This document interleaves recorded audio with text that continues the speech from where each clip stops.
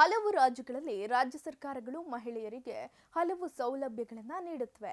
ಕರ್ನಾಟಕದಲ್ಲಿ ಈಗಾಗಲೇ ಮಹಿಳೆಯರಿಗೆ ಶಕ್ತಿ ಯೋಜನೆಯಡಿ ಉಚಿತ ಬಸ್ ವ್ಯವಸ್ಥೆ ಹಾಗೂ ಗೃಹಲಕ್ಷ್ಮಿ ಯೋಜನೆಯಡಿ ತಿಂಗಳಿಗೆ 2,000 ರೂಪಾಯಿ ಗೌರವಧನ ನೀಡ್ತಾ ಇರೋದು ಎಲ್ರಿಗೂ ಗೊತ್ತೇ ಇದೆ.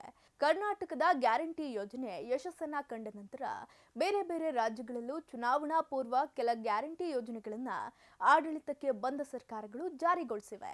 ಅದೇ ರೀತಿ ಛತ್ತೀಸ್ಗಢದಲ್ಲಿ ಅಲ್ಲಿನ ಬಿಜೆಪಿ ಸರ್ಕಾರ ವಿವಾಹಿತ ಮಹಿಳೆಯರಿಗಾಗಿ ಮಹತ್ತರಿ ವಂದನಾ ಯೋಜನೆಯಡಿ ತಿಂಗಳಿಗೆ 1,000 ರೂಪಾಯಿ ಗೌರವಧನವನ್ನ ನೀಡುತ್ತಾ ಇದೆ. ಕೆಲ ಸರ್ಕಾರಿ ಯೋಜನೆಗಳು ದುರುಪಯೋಗ ಆಗೋ ರೀತಿಯಲ್ಲಿ ಈ ಯೋಜನೆ ಕೂಡ ದುರುಪಯೋಗ ಆಗಿದೆ. ಕೆಲ ಖದೀಮರು ಇದರಲ್ಲೂ ಹಣ ಮಾಡುವ ತಂತ್ರವನ್ನ ಹೂಡಿದ್ದಾರೆ.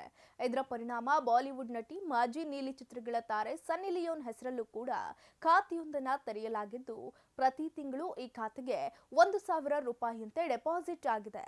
ಅಂದಹಾಗೆ ವೀರೇಂದ್ರ ಜೋಶಿ ಎಂಬಾತ ಈ ರೀತಿ ಸನ್ನಿ ಲಿಯೋನ್ ಹೆಸರಿನಲ್ಲಿ ನಕಲಿ ಖಾತೆಯನ್ನ ತೆರೆದಿದ್ದು, ಆತನ ವಿರುದ್ಧ ಈಗ ಪೊಲೀಸರು ಕೇಸನ್ನ ದಾಖಲಿಸಿದ್ದಾರೆ. ಅಲ್ಲದೆ ಯೋಜನೆಯ ಅರ್ಹ ಫಲಾನುಭವಿಗಳ ಪರಿಶೀಲನೆಯ ಜವಾಬ್ದಾರಿಯನ್ನ ಹೊಂದಿರುವಂತಹ ಅಧಿಕಾರಿಗಳನ್ನ ಈ ಪ್ರಕರಣದಲ್ಲಿ ಆರೋಪಿಗಳನ್ನಾಗಿ ಗುರುತಿಸಲಾಗಿದೆ.